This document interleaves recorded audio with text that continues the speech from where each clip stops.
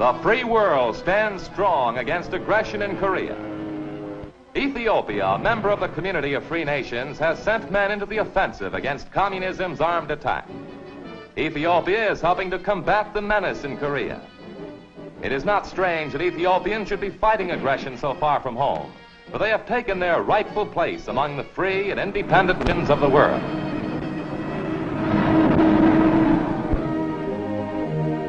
At the Japanese Peace Conference, Ethiopian delegate Atu Membera Yahared tells the assembled nations that Ethiopia is happy to participate in signing a treaty which ends a terrible epoch. They deliberated with representatives of other nations, and together they designed a document which offers Japan generosity in defeat, with new hope for a peaceful, prosperous future. Ethiopia's delegates contributed to a successful conference, the wisdom and dignity of an ancient people.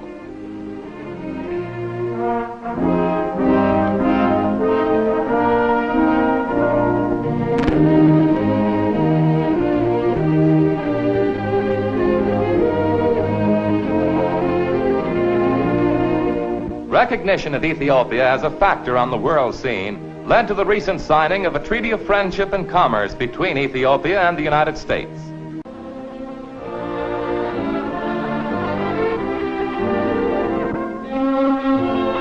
With Minister H.E. Akilu, Mr. Childs signs the expression of goodwill and affirms U.S. respect for the African nation.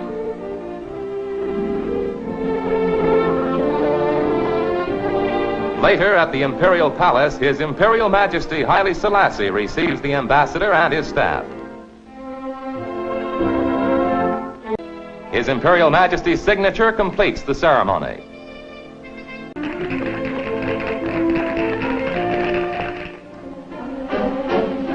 To Korea, to support the UN cause, Ethiopia has sent a battalion of soldiers. Cheering Koreans greet the men who arrived together with replacements from 3 other nations. The brothers in arms were welcomed personally by the President of Korea, Sigmund Rhee.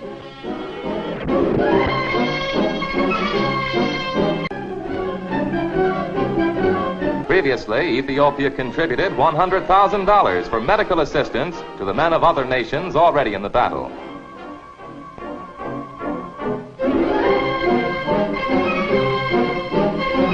One chap brought his instrument all the way from home. Ethiopian troops made a smart first impression in Korea. An Ethiopian officer reported the morale of his men was very high and that they were anxious to participate in this operation. All of his men are volunteers, and additional units and replacements are being sent to Korea periodically.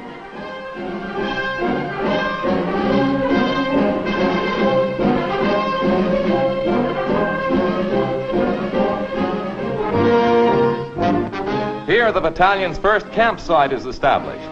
This rough Korean terrain is an ideal training ground for an introduction to Korean battle conditions. To make the several United Nations forces a more efficient team, everyone uses the same types of weapons and ammunition. This means getting acquainted with new or slightly different equipment. Hence, the preliminary orientation course for already well-trained soldiers. UN officers said they welcome this effective addition to their fighting strength. They commented that the Ethiopians' previous training at home, where the rugged mountains are similar to those in Korea, would add to the know-how of the United Nations forces.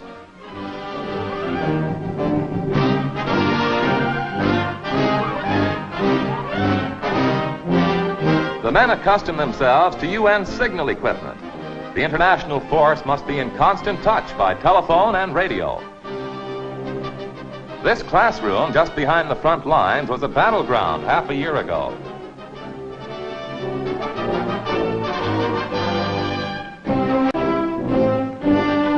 This man is getting acquainted with his newly acquired accessory called a canteen cup.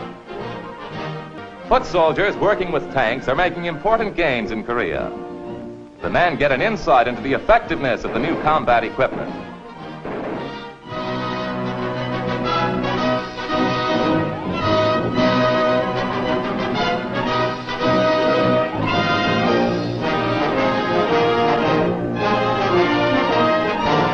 Time out before going into battle for ceremonies celebrating His Imperial Majesty's birthday.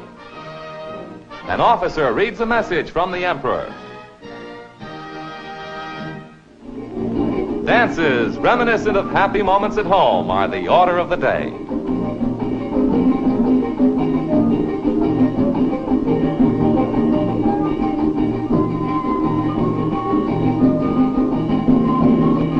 Visiting Americans accept challenges to a friendly bit of sport.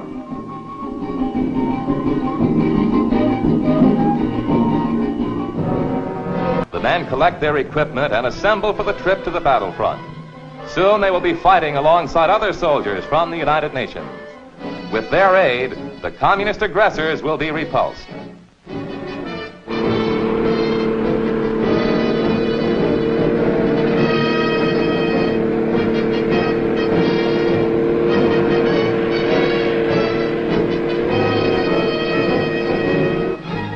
Poised for the attack, Ethiopia's men are in close contact with troops from the other nations.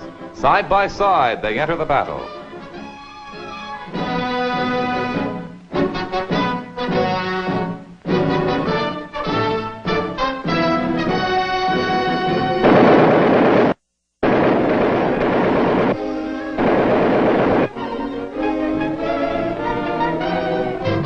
The troops successfully come through their first baptism of fire.